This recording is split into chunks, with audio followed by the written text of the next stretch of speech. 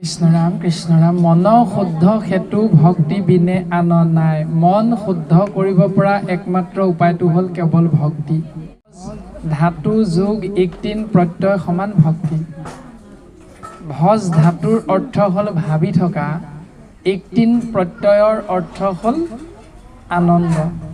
যে যাৰ কথা ভাবিলে জীৱই আনন্দৰ উপৰি আনন্দ মহানন্দ সহজানন্দ স্বৰূপানন্দ এনে ধৰণে ন আনন্দৰ গৰাকী হ'ব পাৰে তাৰ নামেই হ'ল ভক্তি এতিয়া আমি আনন্দ কেতিয়া কেতিয়া পাওঁ তাৰে যদি চিন্তা কৰোঁ সন্তানটোলে যদি বোৱাৰী এগৰাকী আনো আনন্দ এটা আহিল বোৱাৰীৰ গৰ্ভত যদি এটি সন্তান জন্ম হ'ল নাতি পালোঁ ককা হ'লোঁ আনন্দ লাগিল সন্তানটোৱে মেট্ৰিকত যদি ভবাতকৈ সুখ্যাতিৰে উত্তীৰ্ণ হয় আনন্দ লাগিল এনে ধৰণে সংসাৰ ধৰ্ম পালনত আমি প্ৰত্যেকেই আনন্দ লাভ কৰোঁ কিন্তু এই আনন্দবিলাক খন্তেকীয়া মেট্ৰিকত সুখ্যাতিৰে উত্তীৰ্ণ হোৱা সন্তানটোৱে হায়াৰ ছেকেণ্ডেৰী তেনেধৰণে সুখ্যাতিৰে উত্তীৰ্ণ নহ'বও পাৰে তেতিয়া লগে লগে দুখ লাগে অৰ্থাৎ আনন্দটো এবছৰ মাজত সীমাবদ্ধ যিটো সন্তানৰ জন্মৰ দিনটোত আমি অত্যন্ত আনন্দ লাভ কৰিছিলোঁ সেই সন্তানটোৱে ডাঙৰ হৈ যেতিয়া ভবাৰ ধৰণে স্বভাৱটো নহ'ল তেতিয়া আপুনি মই দুখত ভাগি পৰোঁ যে ল'ৰাটো অন্তত এনেকুৱা হ'ব বুলি ভবা নাছিল কিন্তু শাস্ত্ৰই কৈছে ভক্তি তেনেকুৱা বস্তু নহয় কিন্তু আনন্দ হয় ভক্তি এনেকুৱা এটা বস্তু যে যাক আশ্ৰয় কৰিলে জীৱই ইহকাল পৰকাল অনন্ত কালৰ বাবে আনন্দৰ মাজত ডুব যাব পাৰে তাৰ নামহে হ'ল ভক্তি আৰু সেইকাৰণে কৃষ্ণ নামৰ ৰহস্য প্ৰকাশ কৰিছে মাধৱ গুৰুজনাই কৃষকেন শব্দ ইটো পৃথিৱী বাচক ভৈল ন আনন্দত প্ৰৱৰ্তয় দুইৰো এক পদ ভৈলে পৰম ব্ৰহ্ম ৰূপ কৃষ্ণ নাম আনন্দক মাত্ৰ কয় কৃষ্ণ বুলি কোৱাৰ লগে লগে জীৱই এনেকুৱা আনন্দ লাভ কৰে যে যি আনন্দ ইহকাল পৰকাল অনন্ত কালৰ বাবে বিস্তীৰ্ণ বুলি কোৱা হয় যাৰ কোনোদিন শেষ নহয় সেয়াই হ'ল কৃষ্ণস্তু ভগৱান স্বয়ং কিন্তু বাকীখিনি খন্তেকীয়া আনন্দ এতিয়া আমাক লাগে কোনটো সেইটো নিৰ্ভৰ কৰিব আপোনাৰ মোৰ ভাৱদৰ্শৰ মাজত চিন্তাৰ ওপৰত নিৰ্ভৰ কৰিব কি চিন্তা কৰি আছোঁ এতিয়া বহি আছোঁ ভকতৰ মাজত ঠিকেই শুনিও আছোঁ কাণেৰে কৃষ্ণ কথা ঠিকেই যদি ভাবি আছোঁ বোলে ঘৰলৈ যাব লাগিছিল দেখাটো কৰিবলৈহে আহিছিলোঁ ঘৰত বহুত কাম পৰি আছে আমুকলৈ যাব লাগিছিল এতিয়া কি হয়গৈ চিন্তাটো আছে বেলেগত মনটো আছে বেলেগত কিন্তু বহি আছোঁ শৰীৰটো ইয়াত ঠিকেই গতিকে তেনেধৰণেও আমাৰ পৰম আনন্দ লাভ কিন্তু নহ'ব এৰা মন শুদ্ধ সেইটো ভক্তি বিনে আন নাই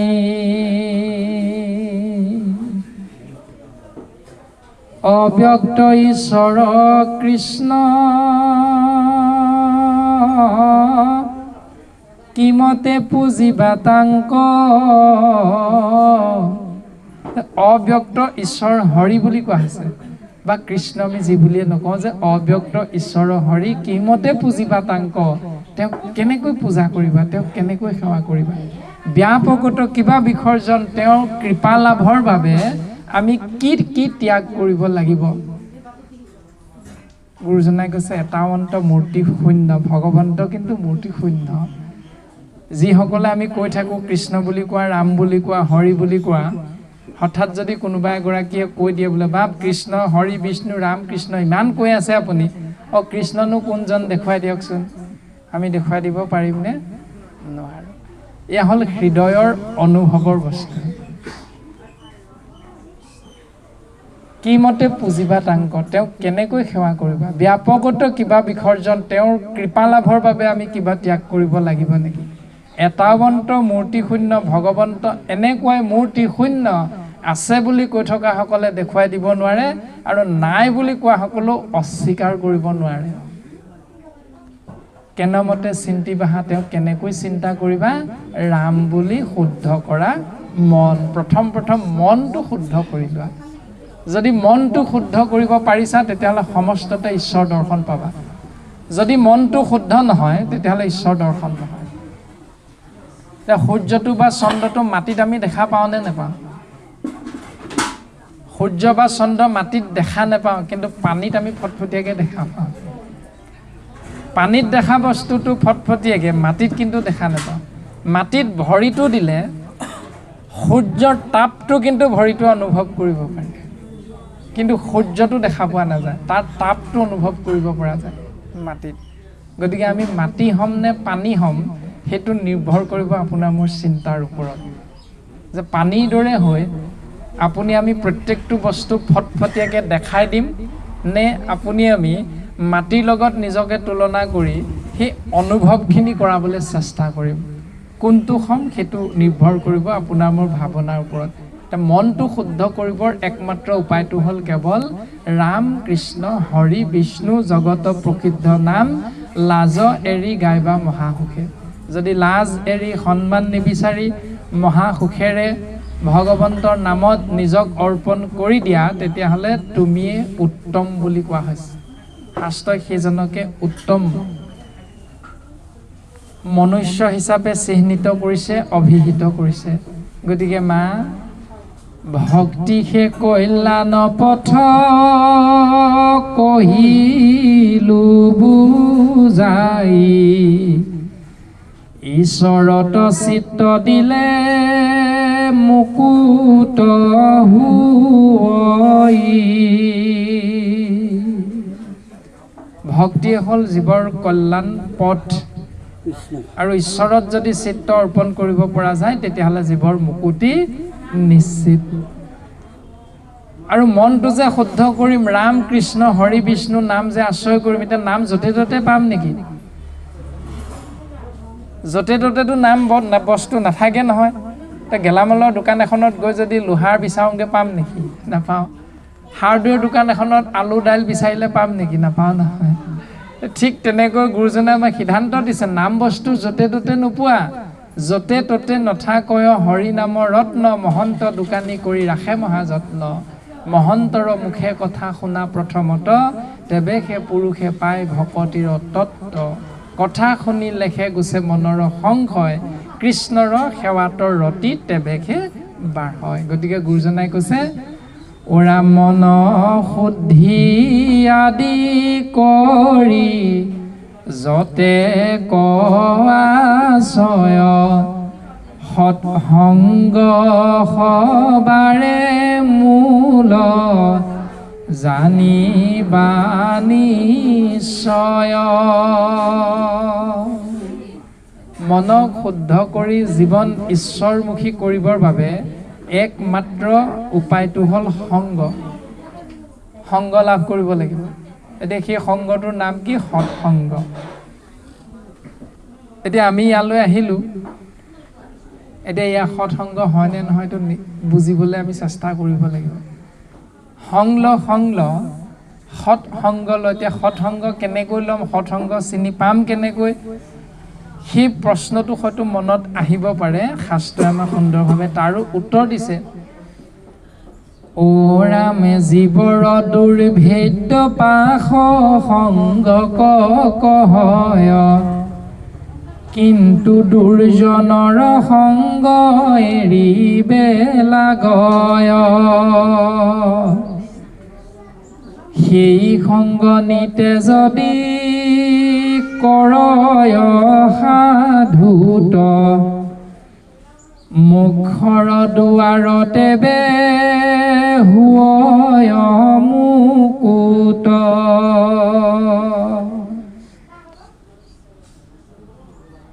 জীৱৰ দুৰ্ভেদ্য পাশ সংগক কহয়, এইটো আমি প্ৰত্যেকেই স্বীকাৰ কৰোঁ। আমাৰ যদি ল'ৰাটো কেনেবাকৈ বেয়া হয় তেতিয়া আমি বেলেগ ল'ৰাক দুখ দিওঁ।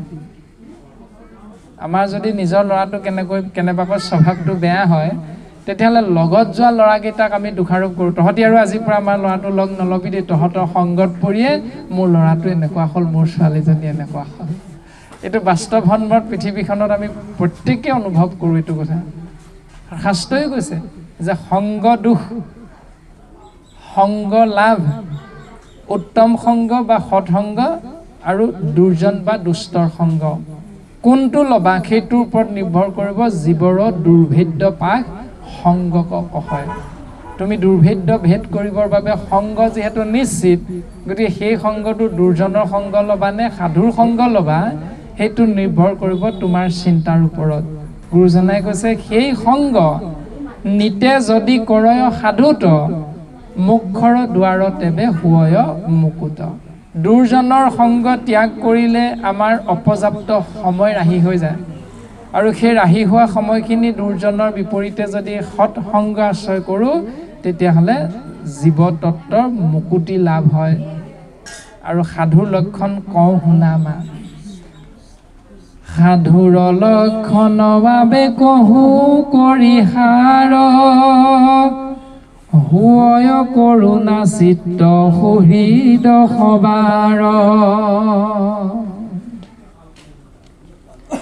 শাস্ত্ৰ অনুবৰ্তী শত্ৰু মিত্ৰ নাহি উতপন সুশীল গুণে ক্ষেমাত্ৰ তাৰাৰ ভূষণ। সাধুৰ লক্ষণ কৈছোঁ মা তুমি শুনা, যে হুয় কৰোণা চিত্ত সুহৃদ সবাৰ। ইষ্ট মিত্ৰ কুটুম্ব বংশ পৰিয়াল ককাই ভাই সমস্তকে আমি সুহৃদ বুলি ভাবোঁ। এই সুহৃদসকলৰ প্ৰতি সদায় দয়াশীল কৰোণাশীল হ'বলৈ কৈছে।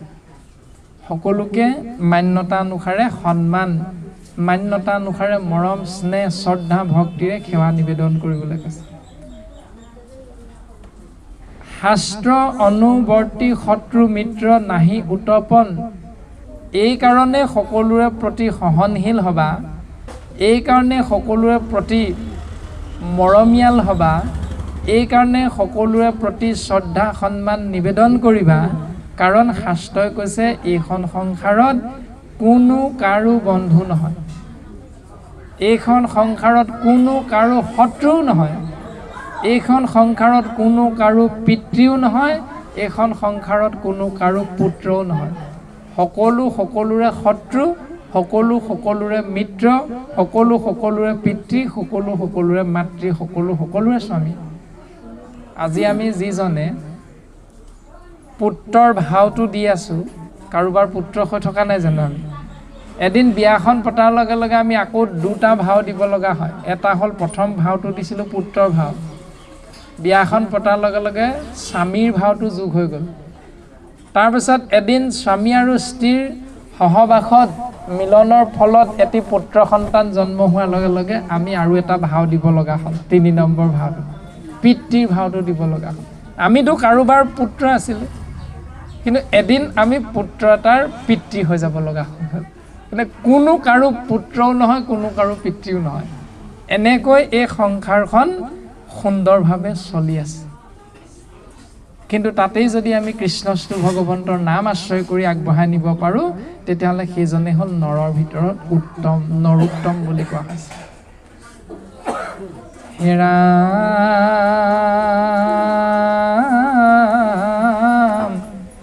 মুহূৰ্তয়ে কানেত ভাবে ভকতি কৰন্ত মুত প্ৰীতি অৰ্থে ভাৰ্যা পুত্ৰয়ে ৰিবন্ত মূৰ সুমংগল কথা কহন্ত শুনন্ত মুত মন দিয়া সবে তাপয়ে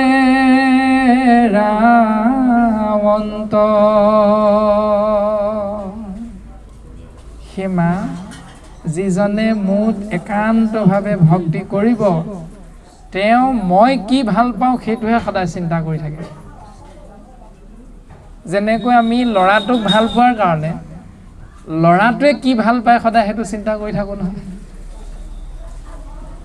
মানুহগৰাকীক ভাল পোৱাৰ লগে লগে যুৱক এজনে যুৱতী এগৰাকীক ভাল পোৱাৰ লগে লগে যুৱতীগৰাকীয়ে ফোনত ইফালৰ পৰা যিটোকে কৰে সেইটোকে কৈ দিয়ে। কয় নাই বাৰু বোলে মোবাইল এটা লাগে, মোবাইলটো দি থৈ সেইবোৰকে কয়। মাক দেউতাকৰ কথা নুশুনে এইটো হ'ল ভাল পোৱাৰ প্ৰতিদান ভাল পোৱাৰ স্বাৰ্থত যুৱকজনে যুৱতীগৰাকীৰ হৈ তুমি যদি কোৱা বোলে আকাশৰ জোনটোকো মই আনি দিব পাৰিম এনেকৈ গানতো লিখিছে নহয় গতিকে শাস্ত্ৰত কৈছে যে মুহূৰ্ত একান্তভাৱে ভকতি কৰন্ত যিজনে মোক প্ৰকৃততে একান্তভাৱে ভক্তি কৰিছে তেতিয়া তেওঁ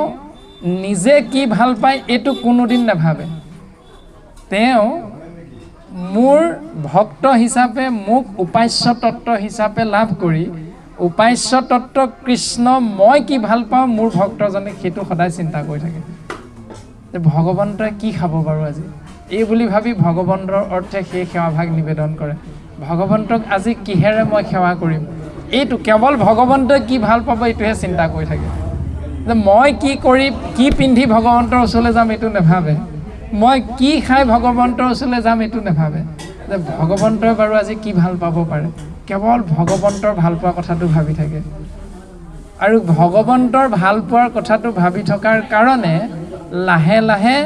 মোৰ ল'ৰা মোৰ ছোৱালী মোৰ মাটি মোৰ বাৰী মোৰ ধন মোৰ সম্পত্তি মোৰ গাড়ী এই ভাৱনাবিলাক মনৰ পৰা লাহে লাহে নাইকিয়া হৈ হৈ গৈ থাকে প্ৰমাণটো আমি প্ৰত্যেকেই পাই আছোঁ আগৰ দিনত এটুকুৰা চাবোন মাৰি যেতিয়া গা ধুইছিলে তেতিয়া গা ধোৱা এটা গান আছিলে গানটো কি বাৰু এটুকুৰা চাবোনে কমকৈও 10-15 দিনমান যায় আগতে চাবোন এটুকুৰা সেই চাবোন টুকুৰা কেনেকৈ গা ধুৱে গাত মাৰোঁতে কেনেকৈ মাৰে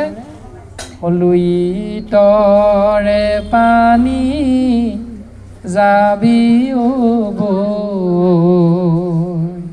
এই যিটো সুন্দৰ সুৰ এই সুৰটোৰ মাধ্যমেৰে শৰীৰটোত চাবোন নামৰ বস্তু ভাগি ঘঁহি থকা হয় সেইকাৰণে চাবোন দুখৰে অন্তত 15 দিনমান যায় কিন্তু সাম্প্ৰতিক সময়ত যুৱক বা যুৱতীগৰাকীয়ে বাথৰুমত সোমাই গাটো কেনেকৈ ধুৱে চাবোন কেনেকৈ মাৰে বোলে ৰাম্বা হো হো হো এই বুলি কৈ কৈ চাবোন মাৰে একদম খলি খলি গতিকে সেইটোকৈ চাবোনে আৰু কেইদিন যাব খুব বেছি 4 দিনমান যাব এই যিটো ব্যৱস্থা এটা পাৰ্থক্য আছে আমি পাৰ্থক্যটোহে আনি দিয়া হৈছে এনেধৰণে এটা পাৰ্থক্য যদি আমি চিন্তা কৰোঁ কিন্তু এদিন যেতিয়া সেই যুৱকজনে শৰণ ল'ব শৰণ লোৱাৰ লগে লগে তেওঁ মা চাবোন দুখৰ ক'ত থলা হেৰা চাবোন দুখৰ ক'ত থলা বুলি আৰু চিঞৰ বাখৰ নকৰে তেওঁ কি কৰিব সেইদিনাৰ পৰা মাটি আৰু পানী ব্যৱহাৰ কৰি তেওঁ স্নান কৰা ব্যৱস্থাটো পালন কৰে যিদিনালৈকে ছাত্ৰজনে যুৱকজনে যুৱতীগৰাকীয়ে শৰণ লোৱা নাছিল সেইদিনালৈকে তেওঁ চাবোন নহ'লে চেম্পু নহ'লে গা ধুব নোৱাৰে অৰ্থাৎ যিদিনাই ঈশ্বৰৰ শৰণ ল'লে সেইদিনাৰ পৰা কিন্তু মাটিকণ লৈও তেওঁ স্নান কৰিব পৰা হৈ গ'ল কাৰণ স্নানৰ শুদ্ধতাটো তেওঁ বুজি পাই গ'ল ঠিক তেনেকৈ এই কথাটো শাস্ত্ৰই কৈছে মূৰ প্ৰীতি অৰ্থে ভাৰ্যা পুত্ৰ এৰিবদ্ধ মই কি ভাল পাওঁ সেইটোহে সদায় চিন্তা কৰি থাকে মোৰ ল'ৰাটোৱে কি ভাল পায় এইটো চিন্তা আৰু নাহে মনত অধিক গুৰুত্বটো নাথাকে আচলতে এই কথাটো কোৱা হৈছে মূৰ সুমংগল কথা কহন্ত শুনন্ত মুত মন দিয়া হবে তাপ এৰাবন্ত যি কেইগৰাকী আই বা যি কেইজন বাপ আমি আজি ইয়াত উপস্থিত হৈছোঁ এই কেইজন বাপে বা এই কেইগৰাকী আয়ে ঘৰত থাকোঁতে অন্য দিনা আজিক বাদ দি অন্য দিনা আমি সন্তানটোক ৰাতিপুৱা শুই উঠি সিদ্ধান্ত গ্ৰহণ কৰোৱাই বিদ্যালয়লৈ পঠিয়ালোঁ বাপজনক ভাত পানী খুৱাই আমি অফিচলৈ পঠিয়ালোঁ তাৰ পাছৰ সময়খিনি কি কৰোঁ বাৰু প্ৰায় মোবাইলটোত ব্যস্ত হৈ থাকোঁ মোবাইলত ভাল লগা চিৰিয়েলখন চাই থাকোঁ এতিয়া শাস্ত্ৰই কৈছে মূৰ সুমংগল কথা কহন্ত শুনন্ত মুত মন দিয়া হবে তাপ এৰাবন্ত যিদিনাই সেইগৰাকী আয়ে শৰণ ল'ব শৰণ লোৱাৰ লগে লগে তেওঁ মোবাইলটোতকৈ কৃষ্ণ কথাটোত বেছি গুৰুত্ব আহি পৰে আজি কিন্তু এই 10 বজাত যে আমি বাপৰ ঘৰত উপস্থিত হ'লোঁ এই 10 বজালৈকে অন্য দিনা ভাল লগা চিৰিয়েলখন আজি কিন্তু পাৰ হৈ গুচি গ'ল সময়টো আজি কিন্তু সেই চিৰিয়েলখনক বৰ গুৰুত্ব দিয়া নগ'ল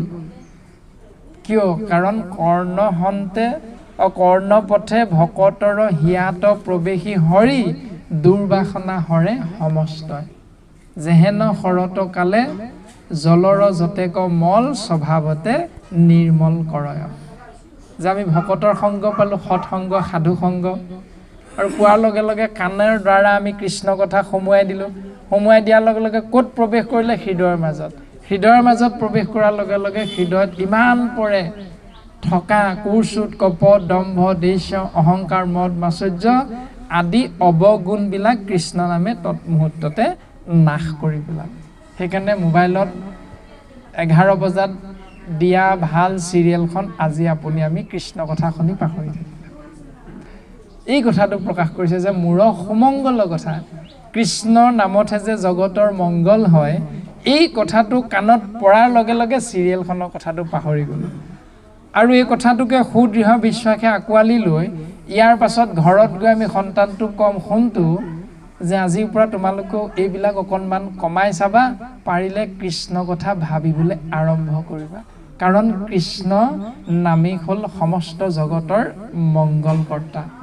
মংগলময় বস্তু আৰু মুত মন দিয়া হবে তাপ এৰাৱন্ত ঘৰত থাকোঁতে কিমান অসুখ অশান্তি তে ভকতৰ সংগলৈ আহি সেইবিলাকলৈ মনত পৰিছেনে নাই পৰা অন্য দিনা ল'ৰাটো স্কুলৰ পৰা আনিবলৈ যিটো সময়ত যাব লাগে আজি সেইটো সময় ইয়াত বহি আছোঁ কি বুলি কৈ থৈ আহিলোঁ বোলে আজি সন্তানটোক অফিচৰ পৰা আহোঁতে আপুনিয়ে লৈ আহিব দেই মই ভকতৰ সংগলৈ যাম এইটো তাৰমানে তাপ এৰাৱন্ত আধি দৈবিক আধি ভৌতিক আধ্যাত্মিক এই তিনি তাপ ঘৰত থাকোঁতে আপোনাৰ মোৰ লগত লাগিয়ে আছে কিন্তু ভকতৰ সংগত আছোহি যে কৃষ্ণ কথা শুনিছোঁ এই তিনি তাপৰ পৰা আমি অনায়াসে মুক্ত হৈ থাকিব পাৰিছোঁ বেলেগ চিন্তা একো নাই কেৱল কৃষ্ণৰ চিন্তা আৰু সেইকাৰণে মা আৰাকে বুলয় সাধু জানিবা আই তাৰাৰ সংগ তুমি প্ৰাৰ্থিবা সদায় সেইজনৰ নামেই হ'ল সাধু মা আৰু সেই সাধুজনৰ সংগকে তুমি পাবৰ বাবে সদায় মনত ভাৱনাটো ৰাখিবা যে কেনেবাকৈ সাধুৰ সংগ পাব পাৰোঁ নেকি যদি পালা জানিবা মা তোমাৰ জীৱন ধন্য হৈ গ'ল কপিল প্ৰভুৱে মাতৃ দেৱহূতিক এনেধৰণে এই পৰম সত্য দৰ্শন কৰাবলৈ আগবাঢ়িছে সত্যক দৰ্শন কৰাইছে সেই মা ভকত প্ৰতিমা মূৰত 2 অধিষ্ঠান 2 কো পূজা দৰ্শনে কৰিবা অতি মান মা তুমি মনত ৰাখিবা ভকতৰ ৰূপটো হ'ল মোৰ 2 নম্বৰ ৰূপ ভগৱন্তৰ কিবা ৰূপ আছেনে বাৰু ভগৱন্তৰ ৰূপ নাহে তেওঁ ইচ্ছা কৰিলে ৰূপ ধৰিব পাৰে ভগৱন্ত নিৰ্গুণ তুমি প্ৰভু নিৰ্গুণ গুণৰো সীমা নাই ভগৱন্ত নিৰ্গুণ আৰু সেই নিৰ্গুণ ভগৱন্তৰ গুণৰ কিন্তু সীমা নাই আৰু সেই গুণ আশ্ৰয় কৰি জীৱ এই সংসাৰৰ পৰা গতি লাভ কৰিব পাৰে সহি গুণ গাই জীৱ এই সংসাৰ তৰি যায় বুলি কৈছে গতিকে আমাক সুন্দৰভাৱে সিদ্ধান্ত দিছে যে ভগৱন্ত হ'ল নিৰ্গুণ ভগৱন্ত হ'ল নিৰাকাৰ ভগৱন্তক আপুনি আমি স্বচক্ষুৱে দেখা পোৱা এটা বস্তু নহয় এতিয়া ভগৱন্তই নিজ মুখে প্ৰকাশ কৰিছে মা তুমি মনত ৰাখিবা মোৰ ৰূপ নাই কিন্তু মই এটা ৰূপ ধাৰণ কৰোঁ সেই ৰূপটো হ'ল ভকতৰ ৰূপ ভকত প্ৰতিমা মূৰত 2 অধিষ্ঠান মই সৰ্বত্ৰতে আছোঁ উদ্ধৱক কৈছে সমস্ত ভূততে ব্যাপী আছোঁ মই হৰি মই সকলোতে আছোঁ তথাপিতো স্বাভাৱিকতে মোক তুমি পাবা ভকতৰ ৰূপত ভকত প্ৰতিমা মূৰত 2 অধিষ্ঠান মোৰ ৰূপটো হ'ল ভকতৰ ৰূপ দ্বিতীয় ৰূপ প্ৰতিমা মানে স্বৰূপ বুলি কোৱা হৈছে প্ৰতিমা শব্দৰ অৰ্থ হ'ল মূৰ্তি কিন্তু বাক্যই প্ৰতিমা শব্দৰ অৰ্থটো সেই বাক্যত ৰূপটোৰ কথা কোৱা হৈছে অৰ্থাৎ ভকত প্ৰতিমা মানে ভকতৰ যিটো ৰূপ ইতিমধ্যে যে আমাৰ সাধু ৰূপটো কৈ গ'ল ভকত আৰু প্ৰতিমা বুলি নাই কোৱা ভকত প্ৰতিমা বুলি কৈছে ভকত প্ৰতিমা ভকত আৰু প্ৰতিমা বুলি কোৱা হ'লে হ'লহেঁতেন 2টা যে ভকত এজন আৰু প্ৰতিমাও এজন এই 2টা কথা কোৱা হ'লহেঁতেন 2 বুলি কৈছে 2 মানে দ্বিতীয় 2 অধিষ্ঠান মানে দ্বিতীয় না 2টা জেগা নহয় সেইখিনিতে আচলতে খেলি মেলিখিনি থাকি যায় প্ৰকৃততে হ'ব লাগিছিল সেই ধৰণে যদিহে আৰু শব্দটো ব্যৱহাৰ কৰিলেহেঁতেন যদিহে আৰু শব্দটো গুৰুজনাই ব্যৱহাৰ কৰি দিলেহেঁতেন তেতিয়াহ'লে প্ৰতিমা মানে মূৰ্তি হ'লহেঁতেন 2 মানে এই সংখ্যাটোৰ কথা কোৱা হ'লহেঁতেন যে ভকত আৰু প্ৰতিমা দুইটাতে মই থাকোঁ এই কথাটো আহি পৰিলহেঁতেন তেনেধৰণে নাই কোৱা যে ভকত প্ৰতিমা মূৰ 2 অধিষ্ঠান তাৰমানে ভকতৰ ৰূপটো হ'ল মোৰ দ্বিতীয় ৰূপ এই কথাটোহে প্ৰকাশ কৰিছে সেই কথাটোৱে প্ৰকাশ কৰি মাতৃ দেৱহূতিক কপিল প্ৰভুৱে কৈছে যে মা তুমি মনত ৰাখিবা যদি এজন ভকতক দৰ্শন পোৱা চকুৰে তেতিয়াহ'লে জানিবা তুমি মোকেই দৰ্শন পাইছা কাৰণ ভকতৰ ৰূপটো মোৰ ৰূপ অৰ্জুনক কৈছে যে অৰ্জুনক সম্বোধি বুলন্ত শ্ৰী হৰি কলিত বৈষ্ণৱে বিষ্ণু জানা নিষ্ঠ কৰি কলিত বৈষ্ণৱে হ'ল বিষ্ণু মানে ভগৱান বুলি কোৱা আছে ভকতেই হ'ল ভগৱান নৰেই হ'ল ঈশ্বৰ অৰ্জুনৰ আগত গীতা জ্ঞানত ভগৱন্ত পুৰুষে কৈ থৈ গৈছে আৰু কপিল প্ৰভুৱেও মাতৃ দেৱহূতিক সেইটোৱে কৈছে যে ভকতৰ ৰূপটো হ'ল মোৰ 2 নম্বৰ ৰূপ গতিকে তুমি যদি ৰাস্তাই ঘাটে এজন ভকতক দৰ্শন পাই গলা মাতিবলৈ বা সেৱা কৰিবলৈ সুবিধা নাপালা যদিও জানিবা মা তুমি মোকেই দৰ্শন পালা যদি গৃহৰ মধ্যে গৃহতে থাকিয়া দেখিলোঁ তজু চৰণ তেতিয়াহ'লে তুমি জানিবা মা তুমি মোকেই সেৱা কৰাৰ সৌভাগ্যৱন্ত হ'লা গতিকে মানুহৰ ভিতৰত ভকতৰ শ্ৰেষ্ঠত্বটো ইমান সুন্দৰভাৱে গুৰুজনাই দৰ্শন কৰাইছে দাঙি ধৰিছে তাৰমানে ইখতত্বই এটা নিৰ্দিষ্ট কাৰণ লৈ এই সংসাৰলৈ আহে यदा यदा हि धर्मस्य ग्लानिर्भवति भारत এই সংসাৰত যেতিয়াই অধৰ্মৰ প্ৰাদুৰ্ভাৱ হয় ধৰ্মৰ গ্লানি হয় ধৰ্মক পুনৰ প্ৰতিষ্ঠা কৰিবৰ বাবে ভগৱন্ত পুৰুষ এই ধৰাধামলৈ আহে 1 নম্বৰ 2 নম্বৰতে দুষ্কৃতিক বিনাশ কৰি সংস্কৃতি ৰক্ষা কৰিবৰ বাবে 3 নম্বৰতে অশুভ শক্তিক নাশ কৰি সাধু সন্ত মহন্তক পুনৰ উদ্ধাৰৰ হেতু ভগৱন্ত পুৰুষ এই ধৰাধামলৈ আহে আৰু আহিল কৰ্ম সম্পাদন কৰিল তেওঁ যিটো ৰূপ ধাৰণ কৰিছিল সেই ৰূপটো এৰি তেওঁ গুচি যায় যেনে কপিল ৰূপত আহিল কৰ্ম সম্পাদন কৰিল তেওঁ গুচি গ'ল বৰাহ ৰূপ ধাৰণ কৰিল হিৰণ্যাক্ষক বধ কৰিল গুচি গ'ল নৃসিংহ ৰূপ ধাৰণ কৰিলে হিৰণ্যকশিপুৰক বধ কৰিলে ভক্তক উদ্ধাৰ কৰিলে তেওঁ এই সংসাৰ এৰি গুচি গ'ল প্ৰশ্নটো হ'ল যে ভগৱন্ত পুৰুষ আহিল কৰ্ম সম্পাদন কৰিল গুচি গ'ল এতিয়া তেওঁক আমি পাম কেনেকৈ তেওঁকতো পোৱাৰ এটা পথ লাগিব তাৰমানে ভগৱন্ত ক'ত নিহিত হ'ল কেনেকৈ পাম শাস্ত্ৰই উত্তৰ দিলে যে নামত ভগৱন্ত নিহিত হৈ গ'ল অৰ্থাৎ নিজৰ এটা আমাৰ দৰে শাৰীৰিক অৱয়ব ধাৰণ কৰি ভগৱন্ত কৰ্ম সম্পাদন কৰি গুচি যোৱাৰ পাছত তেওঁ নামত নিহিত হৈ গ'ল নামত থাকি গ'ল যি ধৰণে আমাৰ গাঁওখনত আমাৰ সমাজখনত থকা কোনোবা এজন ভকতৰ মৃত্যু হ'লে ভকতে এই সংসাৰ এৰি গ'লে তেওঁৰ স্বভাৱটো যদি ভাল আছিল তেতিয়াহ'লে গাঁওখনত তেওঁৰ নামত এখন তোৰণ নিৰ্মাণ হয় তোৰণখনত তেওঁৰ নামটো দেখাৰ লগে লগে বোলে আমুক আছিল হেৰা বৰ ভাল মানুহ আছিল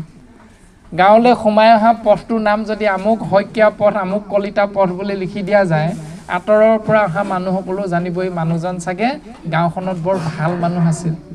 এই নামটো থাকি গ'ল মানে ভগৱন্ত নামত থাকে স্বৰূপটো এৰি দিয়াৰ লগে লগে তেওঁৰ ৰূপটো নাম ৰূপ হৈ যায় আৰু সেই নাম বস্তু আকৌ য'তে ত'তে নাথাকে ইতিমধ্যে কোৱা হৈছে মহন্ত দোকানী কৰি ৰাখে মহাযত্ন মহন্ত দোকানীহে সেই নাম বস্তু ৰাখি থয় এতিয়া সেই মহন্ত দোকানী হ'ল গুৰু বস্তু বুলি কোৱা হৈছে গুৰু বস্তু নামক আশ্ৰয় কৰিবৰ বাবে নামক জীৱৰ মাজত বিতৰণ কৰিবৰ বাবে ভগৱন্ত পুৰুষে আকৌ নিজে আহিছে গুৰু ৰূপত ধৰাধামত আহি নাম বস্তু জীৱৰ মাজত প্ৰকাশ কৰিলে যে নামেই ঈশ্বৰ হৰি নামেব মম জীৱন কলো নাস্তব্য গতি অন্যথা হৰি নামে সাৰ হৰি নামে কৰি আছে জগত উদ্ধাৰ যেন নামেই সাৰ নামৰ বাহিৰে বাকী সকলো অসাৰ বুলি কোৱা হৈছে গতিকে গুৰু ৰূপত আহি ভগৱন্ত বস্তুৱে নাম সমস্তকে প্ৰদান কৰি গুৰু বস্তু এই সংসাৰৰ পৰা গুচি গ'ল এতিয়া দেৱতত্ত্ব আহিল নামত থাকিল দেৱ তত্ত্ব গুচি গ'ল, নামত থাকিল। নাম তত্ত্ব য'তে ত'তে নাথাকে, গুৰু তত্ত্বত আহিল। গুৰু তত্ত্বই কৰ্ম সম্পাদন কৰি সংসাৰ এৰিল। এতিয়া দেৱ তত্ত্ব, নাম তত্ত্ব, গুৰু তত্ত্ব একঠাই ক'ত হ'ল? এক স্থান, নাম হ'ল ভকত তত্ত্ব। ভকতৰ কোনোদিন মৃত্যু নাই, ভকতৰ কোনোদিন বিনাশ নহয়। নল মৰিলে গজালি ওলোৱাৰ দৰে ভকত যুগে যুগে অৱতাৰ বুলি কোৱা হৈছে। সেইকাৰণে দেৱ তত্ত্ব, নাম তত্ত্ব, গুৰু তত্ত্ব তিনিও আহি ভকতৰ মাজত একঠাই হোৱাৰ বাবে শাস্ত্ৰই সিদ্ধান্ত দিছে যে উদ্ধৱক সম্বোধি মাতন্ত কৃষ্ণ পাছে, কৰ্ম বন্ধ এৰাইবে প্ৰবন্ধ যাৰ আছে। কৰ্ম বন্ধনৰ পৰা মুক্ত হৈ থাকিবলৈ যাৰ ইচ্ছা আছে, বিষ্ণু ভকতৰ সংগ লৈবা ভকত প্ৰথমত, মুহুৰ চৰিত্ৰ শুনি বেক ভকতথ। বিষ্ণু ভকতৰ সংগ ল'বলৈ কৈছে, আৰু সংগ লৈ মোৰ চৰিত্ৰ গুঞ্জক তেওঁলোকৰ পৰা তোমালোকে গ্ৰহণ কৰিবা। এই দৰ্শনটো প্ৰকাশ কৰিছে যদি বন্ধনৰ পৰা মুক্ত হৈ থাকিব বিচাৰা। গতিকে কপিল প্ৰভুৱে মাতৃ দেৱহূতিক কৈছে, মা তুমি যদি এজন ভকতক দৰ্শন পোৱা, জানিবা তুমি মোকেই দৰ্শন পাইছা। যদি তুমি এজন ভকতক সেৱা কৰিছা, তেতিয়াহ'লে তোমাৰ দেৱ সেৱা হৈ গৈছে। ভকতক সেৱা কৰা মানে ঈশ্বৰ সেৱা হৈ যায়। ভকতক সেৱা কৰা মানে নাম সেৱা হৈ যায়। ভকতক সেৱা কৰা মানে গুৰু সেৱা হৈ যায়। এই সত্য শুদ্ধ পথটো শাস্ত্ৰই আমাক প্ৰদান কৰিছে। এতিয়া আমাৰ আকৌ সমাজত এনেকুৱা চিন্তাও থাকে যে দুজন ভকত আহিল ৰাতিপুৱাতে বা সন্ধিয়া সময়ত, ভকত দুজনক বাৰান্দাত চোফাত বহুৱাই সেৱকী বাপজনে মণিকূটত সোমাই 1 ঘণ্টামান নাম গাই থাকে। ভকত দুজনক বহুৱাই থয়। শাস্ত্ৰই কৈছে ভকতৰ প্ৰতিমা মূৰৰ 2 অধিষ্ঠান। তুমি ভকত দুজন পাইছা, পৰম সৌভাগ্যৱন্ত তুমি।